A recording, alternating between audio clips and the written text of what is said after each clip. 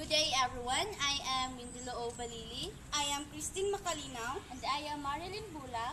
And we are going to discuss the Chapter 2 entitled Overview of the Study of Linguistics, Branches, Theories, and Approaches.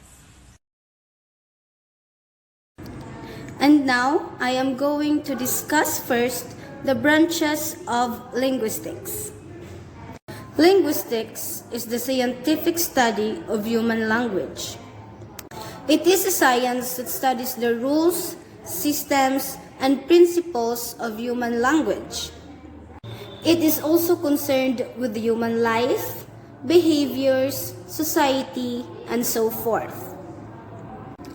Linguistics is divided into two broad fields, the microlinguistics and macrolinguistics.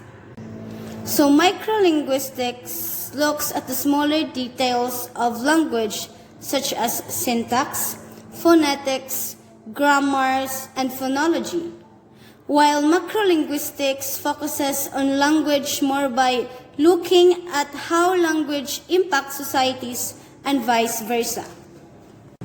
So microlinguistics has three structures or levels: the phonetics, morphology, and syntax.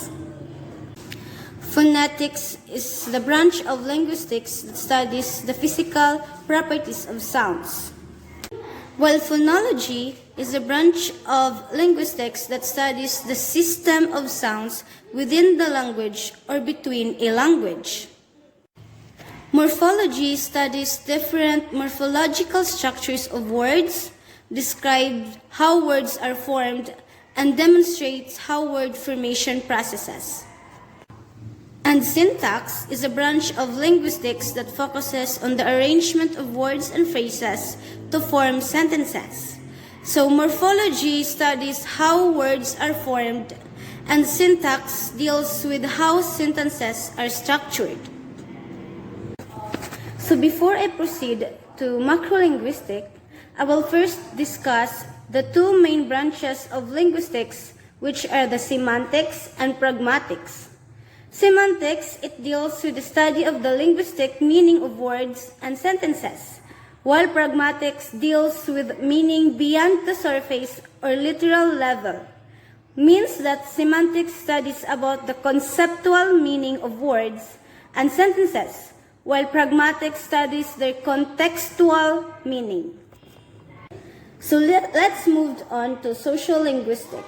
It is a branch of linguistics that deals with the study of the effects of the different social and cultural factors in the use of language, while psycholinguistics is a branch of linguistics that focuses on the interrelation between linguistic and psychological factors that enables humans to understand, acquire, and use language. The psycholinguists conduct a research on speech development and language development and how individuals of all ages comprehend and produce language. Computational linguistics, a branch of linguistics concerned with how computational modeling and approaches can be used to help describe linguistic processes and analyze research data related to linguistic issues and problems. An example of this is a computational linguistics is a tool like instant machine translation, speech recognition systems, text-to-speech synthesizers, interactive voice response systems, search engines, text editors, and language instruction materials. So historical linguistics is concerned with tracing the history of language family and identifying how a particular language develops into its present form. Comparative linguistics, also called comparative historical linguistics, is a subfield of historical linguistics that is primarily concerned with comparing languages to establish their similarities and differences, especially in identifying whether or not they have a common ancestral language. Structural language is a linguistic branch that focuses on the study of language as an independent network of formal systems or structures. It is based on theories and principles that language is composed of structural units such as lexical and syntactic elements. Biolinguistics, as an interdisciplinary study involving other disciplines such as biology, linguistics, psychology, and neurolinguistics, primarily aims to explain the evolution and formation of language. Applied linguistics is a branch of linguistics that is primarily concerned with the application of language studies in real life, such as in language teaching and learning. It is a broad term referring to the range of activities that involve in solving of some language-related problems and concerns. Clinical linguistics is a subdiscipline of applied linguistics that focuses on the application of linguistic concepts and theories in the field of speech-language pathology. It involves the description, analysis, and treatment of language disabilities and disorders. While the developmental linguistics is a field of linguistics that studies the development of the linguistic ability of an individual, especially children. It focuses on how children acquire language in childhood, such as acquisition of syntax and other linguistic elements. Linguistic typology is another field of linguistics which aims to classify languages based on their structural and functional components. It focuses on describing the diversity of the languages in the world, especially in terms of their properties and structures. So neurolinguistics is a branch of linguistics that studies the relationship between language and the structures and functions of the brain. Its aim is to analyze the different brain functions and mechanisms that are related to language comprehensions, production, and acquisition.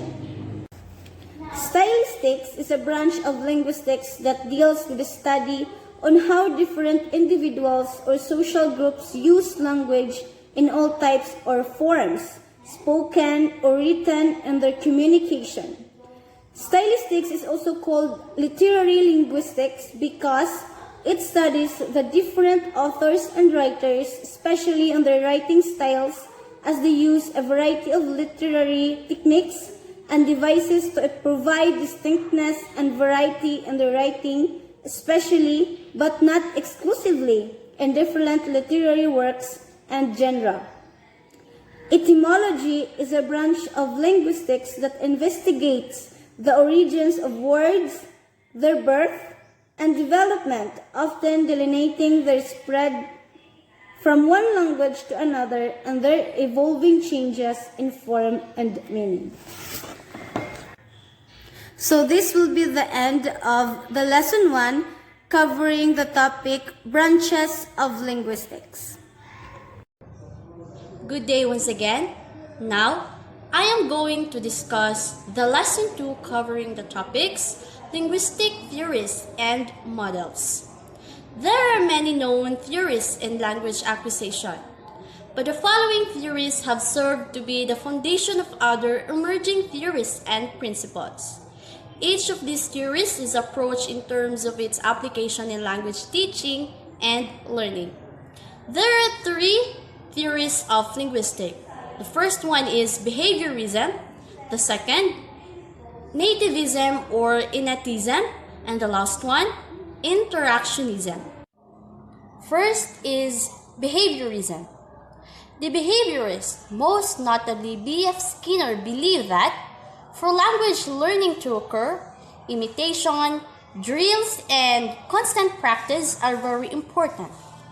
Teachers' mispronunciation, for example, could be imitated or copied by the learners who would think that it is correct until someone or through other means teaches them otherwise. The second one is nativism or innatism. Noam Chomsky, the main proponent of nativism, hypothesized that humans must be born with language acquisition device or LAD in their brain, which is the reason why children can acquire language quickly. He called this set of rules universal grammar or UG or mental grammar, which allows us to feel unconsciously whether or not our utterances or sentence is well formed. An example is the past tense form of regular verbs are usually added with ed, but children tend to generalize the rules and say hurted. But this would later be corrected by them to accommodate exceptions to their hypothesis. And the last theory of linguistics is interactionism. The interactionists believe that there must be a good interplay between the biological and environmental factors for language acquisition to occur. Lev Vygotskay's social interaction theory states that children's language development is a byproduct of children's social interactions with the important people in their lives, more specifically their parents, and immediate, more knowledgeable others. Imagine a child who has not met other people or not heard anyone talk to him. This is the best illustration of the importance of children's socialization or interaction with people around them. Now moving on to the next topic, which is the models of linguistics. There are two models of linguistics. The first one is the monitor model and communicative competence model. Another idea supporting the principle that acquiring a language has both biological and social components is Stephen Krashen's monitor model, also known as the input hypothesis, which is composed of 5 hypotheses or components expounding the process of language acquisition. The first one is the acquisition learning hypothesis. In this hypothesis, Krashen argued that acquiring a language is different from learning it. In other words, acquisition and learning are different. Krashen cited the experience of children when they acquire their first language. They do not go to school but just naturally and gradually acquire the language. They interact with the people around them and starting paying close attention to the utterances of the people around them and from other meaningful inputs from a context-rich environment. Then they started to speak and communicate using the language. This is what Krashen called as language acquisition. Now, language learning, on the other hand, is a conscious process and usually happens within a formal environment, such as in school. According to Krashen, between acquisition and learning, acquisition is more important than learning. The second hypothesis of monitor model is the natural order hypothesis. Krashen claimed that there is a natural or predictable order by which all learners acquire language. The third hypothesis is the monitor hypothesis. Krashen argued that while our acquired competence is responsible for our language production, such as our utterances, the result of learning functions as a monitor, editing or self-correcting our language output. While this is very much possible in correcting our written work, this still holds true in our regular talk or conversation with people, though it is more difficult. The next hypothesis is the input hypothesis. Krashen explains that language skills cannot be taught directly because they should be acquired through an emergent process naturally occurring on their own.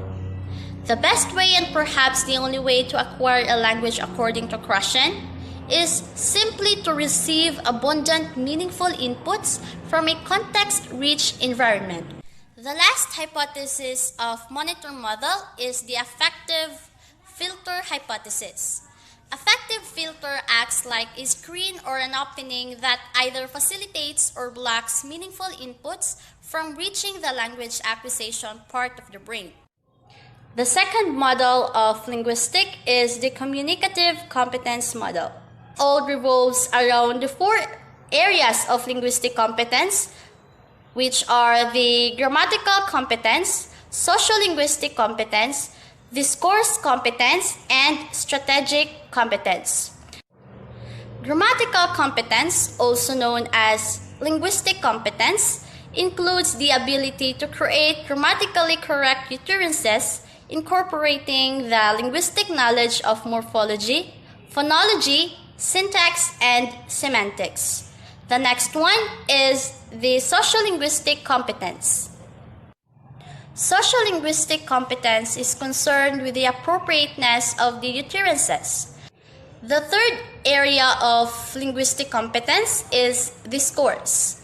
Discourse competence is concerned with the learner's mastery of producing coherent and cohesive language outputs in the modes of listening, speaking, reading, and writing. And the last area of linguistic competence is strategic competence. Strategic competence refers to the learner's ability to solve problems during communication. This will be the end of the lesson 2 covering the topics linguistic theories and models. Good day, everyone. I am going to discuss about the distinction of linguistics approaches. Learning the linguistics description and approaches will help you to understand better the intricacies of language and help you to down your studies into a specific field with interest you most. Descriptive versus prescriptive. The descriptive approaches is a linguistics distinction that describes and analyzes language according to how people verbally use it. Example is how teacher always remind the students not to split infinitives.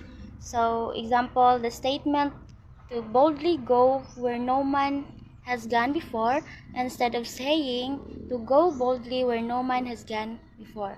So that is the example of descriptive approaches. So let's proceed the prescriptive approaches. The prescriptive approaches, on the other hand, lays down the correct way of the structural arrangement of the words in the sentence. Example, she doesn't know him or she don't know him. So the example number 1 is supposed to be good, while the example number 2 is supposed to be bad.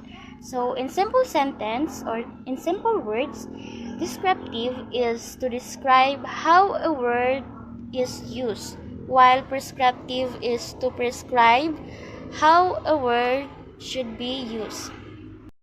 Okay, let us proceed to the synchronic versus diachronic. Language may be explored at a particular point in time or for a very distant time. This is the distinction between synchronic and diachronic linguistics.